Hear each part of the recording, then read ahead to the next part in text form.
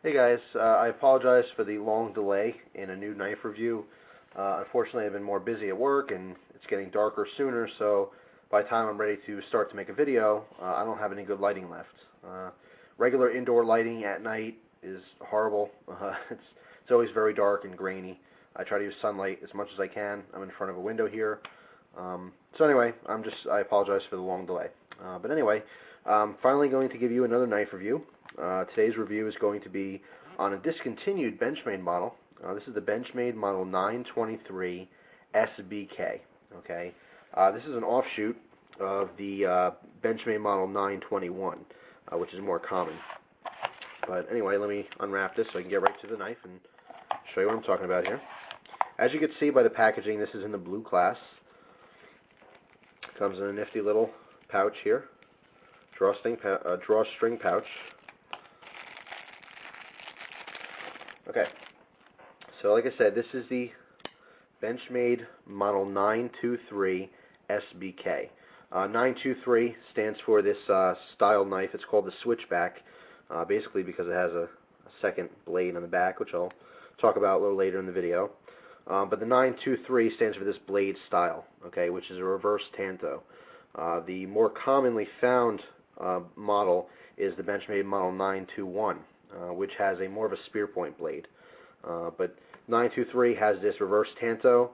The SBK stands for half serrated, and the fact that it is an all black model, okay, or black blade here. So that's what the characters stand for in the model number. This is a really nice knife. One of the coolest features of this knife is the fact that, yeah, it does have a secondary blade. First, let me go over some specs like I usually do before I get into all the specifics. The blade, the main blade here, is 3.4 inches. It is made of an S30V stainless steel. It is combination serrated and plain edge, as you can see here. And like I mentioned before, it's a reverse tanto in style or shape. It does have double thumb studs on it. Very easy to open, very fast. Axis lock, of course, as you can see here, which is ambidextrous. A lot of people are very familiar with the axis lock. Not a lot has to be said about that. It's been totally tried and proven. Very strong, very good lockup, very easy to use. People love it, including myself. The secondary blade on the back is actually a slip joint style blade, meaning there is no lock. You just pull it out, snaps in place, okay? And this one is actually made of 440C stainless. And this is a modified Wharncliffe style. That's what that style is considered. Modified Wharncliffe. As you can see there, it is slip joint. One critique I'll have with this is that there's no nail nick. Traditional style slip joint blades have some kind of cutout where you can get your nail in there to pull it out. There's nothing here. There's no stud or anything. You just have to basically grip the blade, which is not a huge deal, but if you were to open this a lot, I can see that wearing down the finish a little bit. And with this being all black, it'd be nice to keep that looking all black and nice. Anyway, the secondary blade was the length of it was not specified on Benchmade's website, so I have a ruler here. I'll measure that for you. Secondary blade, the cutting edge looks to be right in at 2 inches, maybe a hair under 2 inches long. And again, that's a 440C stainless steel, as opposed to the main blade's S30V. Okay? Let's see, what else? The overall length open is 7.87 inches open. I would classify this as medium to large size pocket folder. What's really, really cool about this knife is it is so incredibly light. Now, Benchmade has also left out of their website what handle material this is, but everything has led me to believe that this is a aircraft aluminum frame. It's extremely light. There's not a whole lot to it, just 2 slabs, and there's a back spacer here, which actually runs along the inside of the frame too, behind that secondary blade. But very, very, very simple construction here, and extremely light. The overall the overall weight of this knife is only 2.9 ounces, and that's incredible for a 2-bladed, knife with a 3.4 inch main blade. So I think that's fantastic. I mean, extremely light. It's definitely going to be lighter than most of your or most common folders of this size. So very, very cool. Like I said, this is a discontinued model. Benchmade no longer makes this model, so I was kind of hesitant in the beginning to actually review this knife because I try to give you guys reviews on knives that are readily available. So if you watch the review and you like the knife, you can go out and spend the money and buy one. However, this one's going to be a lot harder to find. This was actually I got this a while ago in a trade. I traded someone for this knife, so I did not purchase this. Pocket clip is only a tip-up carry, as you can see here. Pocket clip's actually really nice on this. I like when when companies do cutouts in the clips. It just makes for a lighter design. It's a cooler looking, in my opinion. And as far as functionality, it's nice and tight, but it's not too tight. And those cutouts always help with that. The only downside here is it is not swappable to a tip down carry.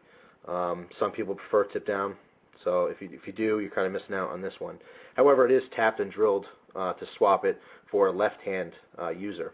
Okay, so you can go from a righty carry to a left side carry, but you cannot swap it to a tip down. It is only a tip up carry position for the pocket clip. All the hardware on here is blackened to go with the full black theme. Very cool. Just looks really nice. Again, from past videos, you'll probably know that I would prefer a full plain edge blade. However, even though this is a very short run of serrations, it can be very effective when it's nice and sharp. But most of the time when I have serrations on a knife, I like to have a much longer run, if not the whole blade, to be serrated. That's where you're going to get the most effective action out of those serrations. But again, you know, brand new from the factory edge on Benchmades are usually extremely nice, and this one's no exception. Comes very, very sharp right out of the box. Blade, you'll notice, is actually pretty thin width-wise. The whole width of the blade is not all that wide. And that's also where you're getting some weight saving. As you see there, it's less than an inch. I'd say it's probably right on 3/4 of an inch, even at its widest point here. So again, having less metal in the blade, but still having a longer blade, you're saving a lot of weight, but you still have an effective cutting edge. Really nice. I actually like that a lot. You don't see too many blades like that where they're really thin all the way across, but long. So it's kind of unique. So this knife has a lot to offer as far as uniqueness. Again, having that secondary blade on the back. Now, some people might be wondering, well, what the heck do you use that for? You know, you have a really nice, sharp, long locking blade in the front. Why in the world would you need another little blade, especially a non-locking one? Well, I think by design they decided to make this a slip joint just because it's very easy. You pivot mount it in there and nothing to worry about. What's good about having a secondary blade, especially a smaller one, is different blades for different tasks. I mean, this is shaped differently. You can get into smaller areas with this. You can do a little bit finer cutting. Maybe sometimes you want to do a very small cutting job. You don't want to take your knife out, take a big old blade out to cut something real fine or small. So you have the option here to just pop open that secondary blade and do some fine cutting. What I really like about a secondary blade is that, let's say I use my main blade all day long, maybe I use it throughout the week, and for one reason or another I forget to sharpen it, or it just kind of wears down. It's good to have a secondary blade for emergency purposes. Again, let's say you're a little bit negligent, or you just plain old forgot to touch up your blade, and it's not at its peak performance level. So now all of a sudden, let's say you need a blade in an emergency type situation, you will always have, if you don't use this back blade here, you'll always have a nice razor sharp blade. I think that's fantastic. Again, just having that secondary blade for emergency purposes, I love it. I probably won't use this small blade. I'll keep it razor sharp just for that purpose. If I ever need a knife in a real serious situation, I won't have to worry about my main blade being tip-top and nice and razor sharp. I'll definitely have one in the butt end of the knife all the time. So again, for almost 3.5 inch blade, we're only looking at 2.9 ounces. That is extremely light. Again, the combination of the actual design of the knife itself and the materials used, the fact that they stayed slim on the blade like that, and they used the aircraft aluminum for the handles. And again, that's just a guess, but from seeing what Benchmade has used in the past, I can almost guarantee you that is an aluminum of some kind. But anyway, overall, I like the all black look as well. Pretty sleek looking. Very cool knife. If you can get your hands on one of these, I would definitely say grab it up. It depends on where you're buying these, but collectors might get you a little bit more on price because they are discontinued.